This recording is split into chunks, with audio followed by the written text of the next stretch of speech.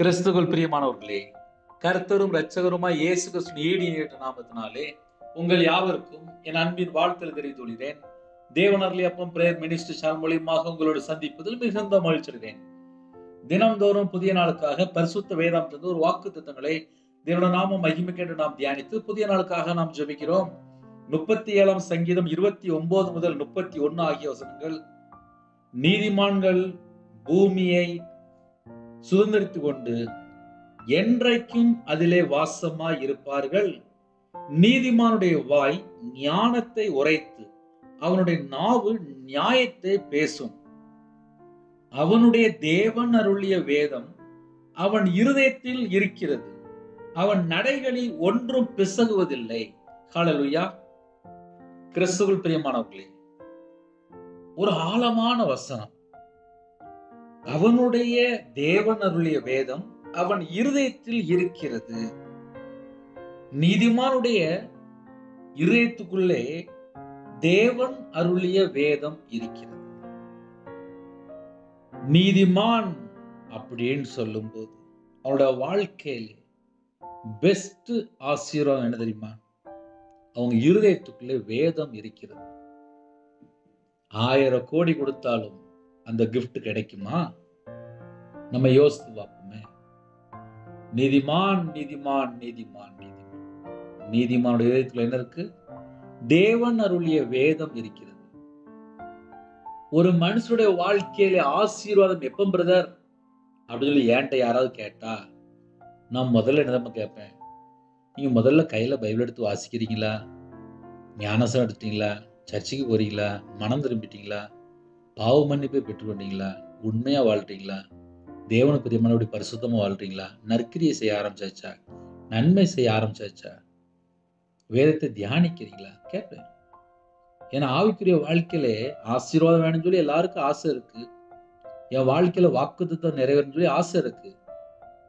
ஆனா 24 மணி நேரம் செல்போனை இப்போ 24 மணி நேரம் கையில வச்சுட்டு இருந்தா என்ன ஆகும்? செல்போன் சூடாயிரும். நம்ம சூடாரமோ இல்லையோ செல்போன் சூடாயிரும். சில குடும்பத்துல மனநல ஆஸ்பத்திரியில கொண்டு போய் படுக்க வச்சிருக்காங்க.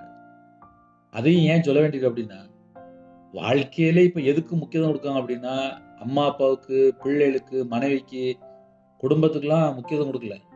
எப்ப பார்த்தாலும் செல்போன், எப்ப பார்த்தாலும் செல்போன், எப்ப பார்த்தாலும் செல்போன். இப்படிப்பட்ட ஒரு உலகத்துக்குள்ள வாழ்ந்துட்டு இருக்கிறாங்க. இப்படிப்பட்ட ஒரு உலகத்துல நம்ம வாழ்ந்துட்டு இருக்கிறோம். இந்த உலகத்துக்குள்ளே நம்ம இதயத்துல என்னதமா இருக்கணும்? தேவன் அருளிய வேதம் நம்ம இதயத்துல இருந்தால் ஒன்றும் பிசகுவதில்லை. அவன் நடைகளில் ஒன்றும் பிசகுவதில்லை. இன்னைக்குள்ள செய்தி நம்ம கொஞ்சம் ஆழமா தியானித்தால், நீதிமான்கள் அப்படின்னு சொல்லி ஒரு வார்த்தை ஸ்டார்ட் ஆகுது. நீதிமான்கள் பூமியை சுதந்திரித்துக் கொண்டு என்றைக்கும் அதிலே வாசமாயிருப்பார்கள். என்றைக்கும் தங்கியிருப்பார்கள். பாதி ஆயுசுல கிடையாது, தீர்காயுசு. முதல்ல நீதிமானுக்கு என்ன இருக்கு அப்படின்னா தீர்காயுசு இருக்கு. நீதிமான்கள் பூமியை சுதந்திரித்துக் கொண்டு, பூமியை சுதந்திரிக்கணும் அப்படின்னா எவ்வளவு நீதிமானா இருக்கணும்? களவாண்டு சேர்த்து சொத்து சேர்ப்பாங்க, அது கிடையாது.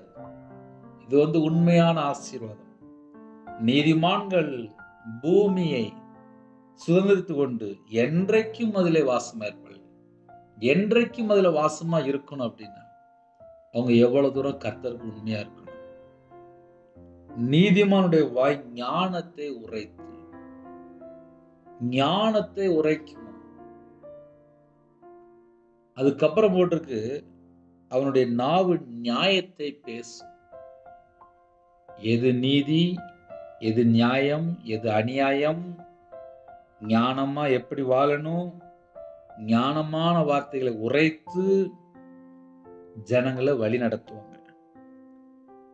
அவனுடைய தேவன் அருளிய வேதம் அவன் இருதயத்தில் இருக்கு. அதனால எது நீதி, எது அநியாயம் சொல்லி அழகா பேசுவாங்க, ஞானமா பேசுவாங்க.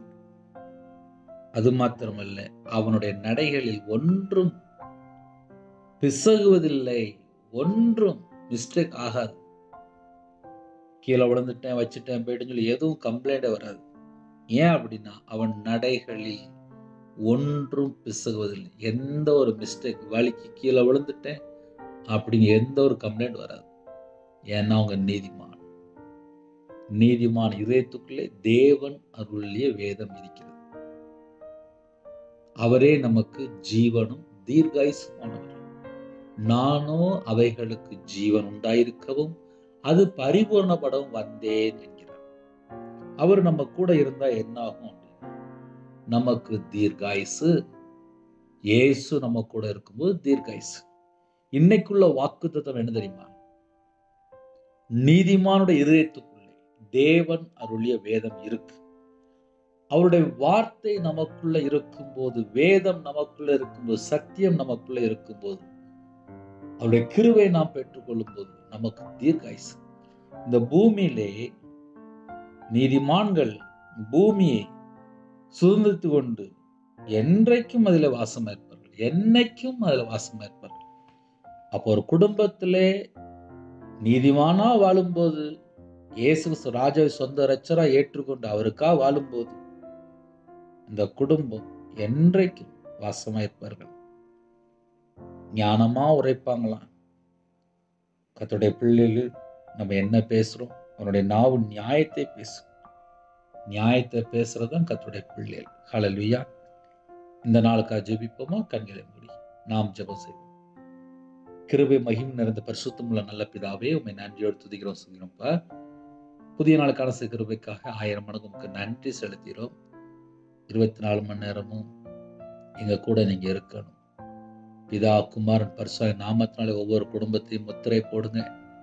உங்க கிருபையினால் நிரப்புங்க. உங்களுடைய பிரசன்னத்தினால் மூடுங்க. உங்களுடைய வல்லமையினால் நிரப்புங்க. ஜெப அபிஷேகம் தாங்க, தியானிக்கிற அபிஷேகம் தாங்க, துதிக்கிற அபிஷேகம் தாங்க.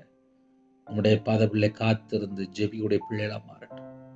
எல்லா குடும்பத்தையும் கர்த்தர் ஆசீர்வதிங்க. சிறு பிள்ளை முதல் கொண்டு முதியோர் வரை எல்லாரையும் அவங்களுடைய கரத்தில் பண்ணிடும். யாரெல்லாம் ஜெபிக்கனாலோ அவங்களுடைய தேவைகள் எல்லாம் சந்திக்க விடட்டும். இந்த நாளிலும் கர்த்தருக்கு பிரியமானபடி வாழ எங்களை அர்ப்பணிக்கிறோம். சகல குடும்பத்தையும் கர்த்தர் ஆசீர்வதிங்க. அவங்களுடைய கையின் கீழ் ஆசீர்வதிங்க. அவங்களுடைய அப்பத்தின் தண்ணியில் ஆசீர்வதிங்க. அவங்களுடைய சிரசு மேல் ஆசீர்வதிங்க. ரட்சிப்பின் வஸ்தாங்க, நீதியின் சால்வை தாங்க, துதியின் அபிஷேகத்தை தாங்க. காண்டாமிருகத்துக்கு ஒத்த பலனை உங்க பிள்ளைகளுக்கு தாங்க. சாட்சியுள்ள வாழ்க்கை வாழக்கத்தை கிருபை செய்யுங்க. பிதாவின் சித்தம் நிறைவேற்றத்தை கிருபை செய்யுங்க. எல்லா குடும்பத்தையும் கர்த்தர் பொறுப்படுத்துங்க. துதி கன மகிமை எல்லாம் ஒவ்வொருவருக்கே செலுத்திடும். இயேசு கிறிஸ்து பிதாவே, ஆமென். தேவனுக்கே மகிமை உண்டாதாக. கர்த்தர் தாமே உங்களையும் உங்கள் குடும்பத்தையும் சகல காரியத்திலும் சம்பூர்ணமாக திருப்தியாக கர்த்தர் கொடுத்து சகல காரியத்திலும் பரிபூர்ணமாக ஆசீர்வதிப்பாராக. ஆமென். கர்த்தராகிய இயேசுவின் கிருபையும் பிதாவாகிய அன்பும் பரிசுத்தத்தினுடைய ஐக்கியமும் இப்பொழுதும் எப்பொழுதும் சதா காலங்களிலும் நம்மளோடு இருப்பதாக. ஆமென். கிறிஸ்துவில் பிரியமானவர்களே, 9363064181 நம்பர் கொண்டால் நாங்கள் உங்களுக்காக குடும்பத்துக்காக ஜெபிப்போம். நீங்களும் எங்களுடைய ஊழியர்களுக்காக தொடர்ந்து ஜெபித்துக் கொள்ளுங்கள். தொடர்ந்து இணைந்திருங்கள். தினந்தோறும் ஒரு வாக்குத்தத்தம் பேசுகிறோம். கர்த்தர் குடும்பத்தை ஆசீர்வதிப்பார். God bless you. Thanks for watching. Please subscribe our channel. Click the like and share. Click the bell. God bless you.